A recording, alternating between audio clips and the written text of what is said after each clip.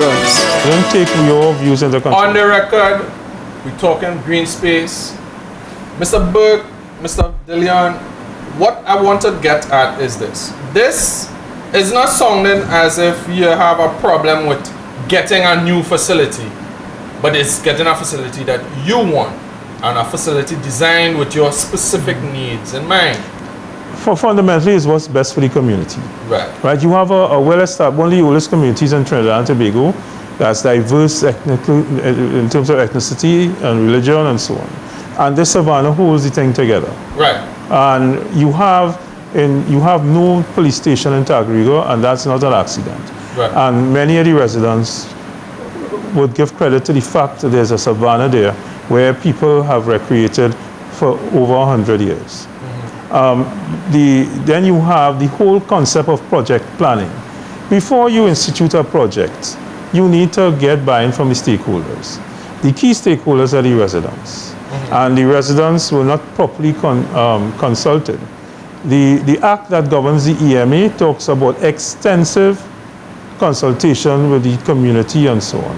Right. And that has not happened. But actually, the chairman of the regional corporation, he was saying that once the EMA gives clearance, it would mean that piggybacking on that would have been the public consultation. Right, the law says it. Right, so that once he's satisfied that that is in place, he could accept that this CEC would have included that consultation. Looking at the Regional Corporation Act, they have a responsibility to allow the project to go on based on other approvals from other agencies coming. So it's just not the EMA.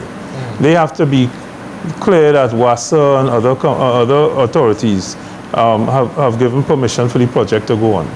And once they have to consider, based on those things, prerequisite for consideration, those clearances have to be given.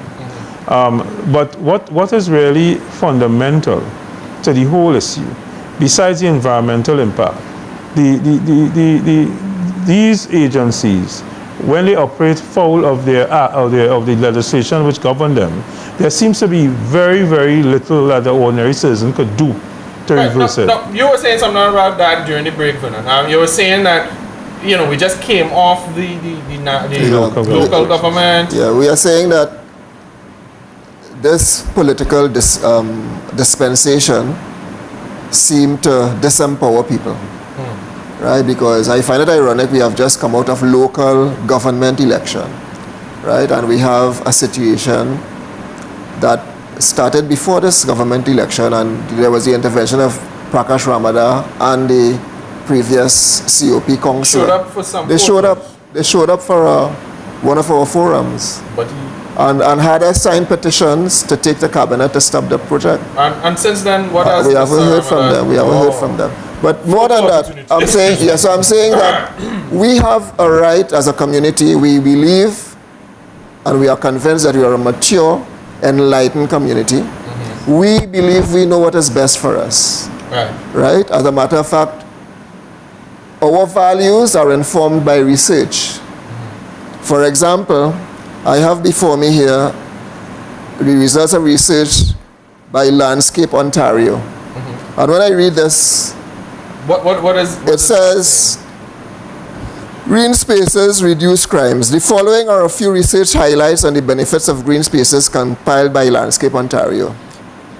Green spaces lower crimes and enhance self-esteem. A 30-year study conducted by researchers at Morton Arboretum revealed when landscaping projects are promoted in communities, neighborhoods, housing projects, and prisons, self-esteem increases and vandalism decreases. Well, we're trying to get away from the concrete jungle kind Precisely. But what I'm saying is that with this focus on empowerment, with this focus on reducing crime, how come, we're not placing priorities in terms of benefiting from international research and being guided, having our policies being informed and guided by that? Yeah, but could I just quote another thing before you go? Why not? Green spaces are gathering places that create close-knit communities and improve well-being. And in doing so, they increase safety. Right. Do we have a crime problem in Trinidad and Tobago? Are we looking for solutions to that crime problem? Is the taken away or reduction of our green space going to position us, better place us to keep our crime levels at a lower level, or expose us to concrete jungle and the implications thereof. Now the sports company position is that this has been in the making for the past 10 years, right?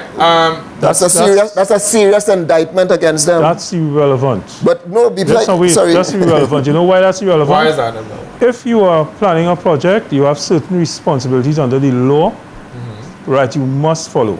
The sport company has not done so. And to make matters worse, we have similar situations throughout the country.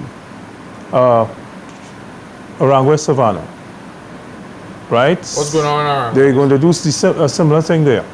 Really? Ojo Road, Sandy Grande.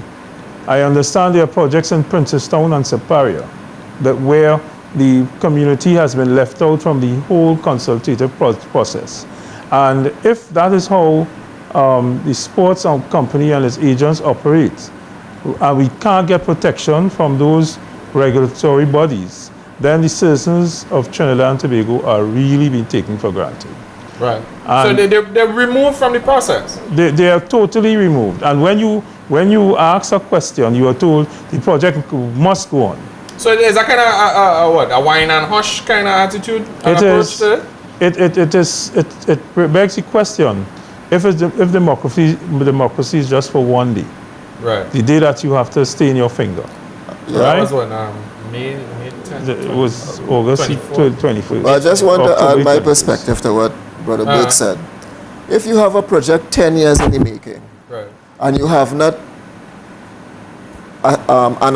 collated and analyzed data, which will inform your decision, the correctness of your decision. If you have not consulted the community and you had the opportunity to do that over how many years, that is a serious indictment to put that on your document, that this project in the making 10 years. I want to challenge the Ministry of Sport to come up with that 10-year-old plan and show me. I want to smell rat urine on them paper. I want to smell a 10-year-old plan. I want to see yellow paper. I want you all to show Trinidad and Tobago and the world, right here on the red couch, how that 10-year-old plan that you're talking about came into fruition and how it came into being and how this is, although no one has been asking anybody in Tacarigua what you really want, why is this thing so urgent right now?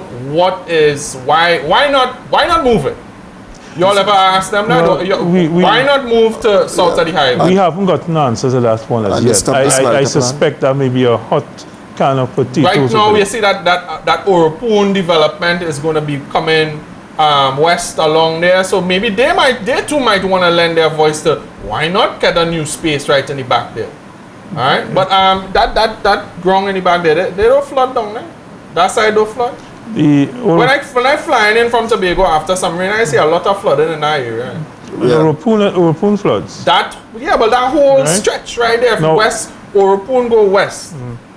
Well, I haven't noticed flooding west of Oropoon on south of the highway. But you have to understand something. When you built up an area that is traditionally been vegetarian, you have increased runoff, and if you don't make proper what they call, technicians call, mitigating circumstances and plans for that development, you're going to have flooding. Right. But where we are suggesting it's mainly virgin soil, and therefore if you plan properly you will mitigate against serious consequences. It is not a built-up area. So whatever increased runoff you will have from that facility south of the highway is not going to affect residents anywhere. And a community could grow up around a space that they have access to. Right, exactly. So what happens, you have feeder facilities, which traditionally Orange Grove Savannah has been. Several athletes, including Vernon's children and so on, national and world-class athletes, have come out of that space. Well, if you deny the young children the opportunity to grow in the sport, then you know what's going to happen? You're going to have world-class facilities, and you're not going to have the children coming through because they're not accustomed. They have not that feeder ground, because you have to creep before you walk. And therefore, those facilities are important for the development of young people.